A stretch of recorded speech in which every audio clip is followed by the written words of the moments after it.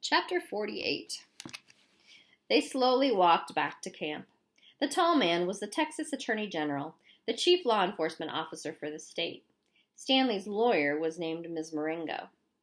Stanley held the suitcase. He was so tired he couldn't think straight. He felt as if he was walking in a dream, not quite able to comprehend what was going on around him.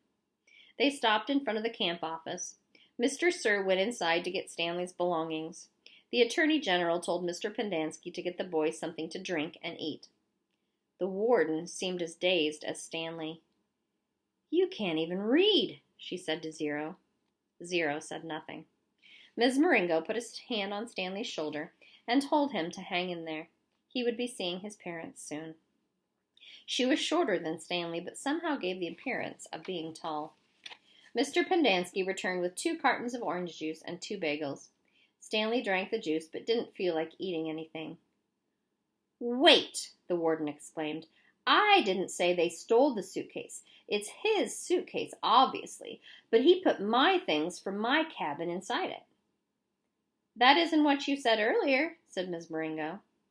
"What's in the suitcase?" the warden asked Stanley. "Tell us what's in it, then we'll open it and see." Stanley didn't know what to do. "Stanley, as your lawyer, I advise you not to open your suitcase," said Ms. Marengo.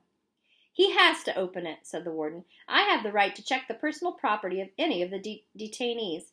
How do I know there aren't drugs or weapons in there? He stole the car, too. I've got witnesses." She was nearly hysterical. "He is no longer under your jurisdiction," said Stanley's lawyer. "He has not been officially released," said the warden. "Open the suitcase, Stanley." "Do not open it," said Stanley's lawyer. Stanley did nothing. Mr. Sir returned from the office with Stanley's backpack and clothes. The Attorney General handed Ms. Marengo a sheet of paper. "You're free to go," he said to Stanley.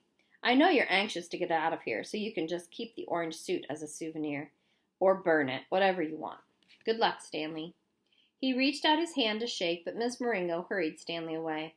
"Come on, Stanley," she said. "We have a lot to talk about." Stanley stopped and turned to look at Zero. He couldn't just leave him here. Zero gave him thumbs up. "I can't leave Hector," Stanley said. "I suggest we go," said his lawyer with a sense of urgency in her voice. "I'll be okay," said Zero. His eyes shifted toward Mr. Pendanski on one side of him, then to the warden and Mr. Sir on the other. "There's nothing I can do for your friend," said Ms. Marengo. "You are released pursuant to an order from the judge." "They'll kill him," said Stanley. "Your friend is not in danger," said the Attorney General. "There's going to be an investigation into everything that's happened here. For the present, I'm taking charge of the camp." "Come on, Stanley," said his lawyer. "Your parents are waiting." Stanley stayed where he was. His lawyer sighed. "May I have a look at Hector's file?" she asked. "Certainly," said the Attorney General. "Ms. Walker, go get Hector's file." She looked at him blankly. "Well?" The warden turned to Mr. Pendanski. "Bring me Hector Zeroni's file." He stared at her. "Get it," she ordered. Mr. Pendanski went into the office. He returned a few minutes later and announced the file was apparently misplaced. The Attorney General was outraged. "What kind of camp are you running here, Ms. Walker?" The warden said nothing. She stared at the suitcase. The Attorney General assured Stanley's lawyer that he would get the records. "Excuse me while I call my office." He turned back to the warden. "I assume the phone works?" He walked into the camp office, slamming the door behind him. A little while later he reappeared and told the warden he wanted to talk to her. She cursed, then went inside. Stanley gave Zero thumbs up. "Caveman, is that you?" He turned to see Armpit and Squid coming out of the rec room. Squid shouted back into the rec room, "Caveman and Zero are out here!" Soon all the boys from Group D had gathered around him and Zero. "Good to see you, man," Armpit said, shaking his hand. "We thought you were buzzard food."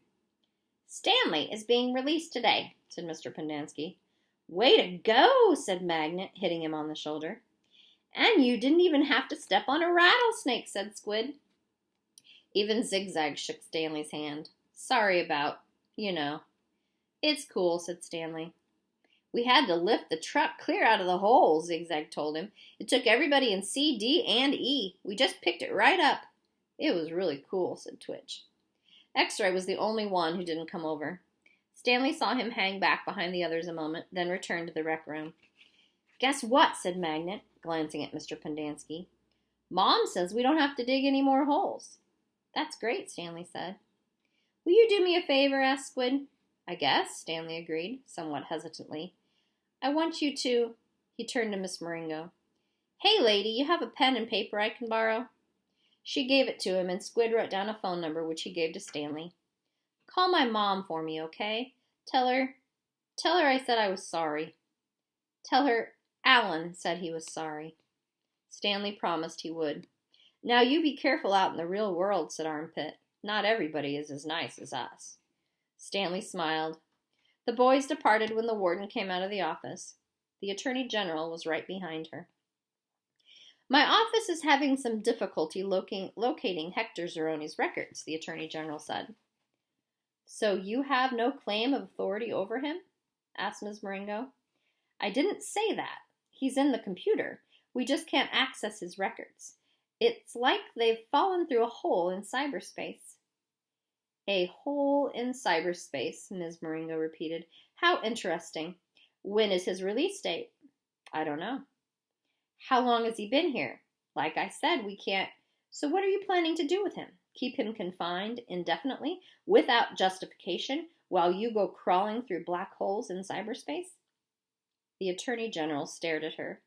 "He was obviously incarcerated for a reason." "Oh, and what reason was that?" The Attorney General said nothing. Stanley's lawyer took hold of Zero's hand. "Come on, Hector. You're coming with us."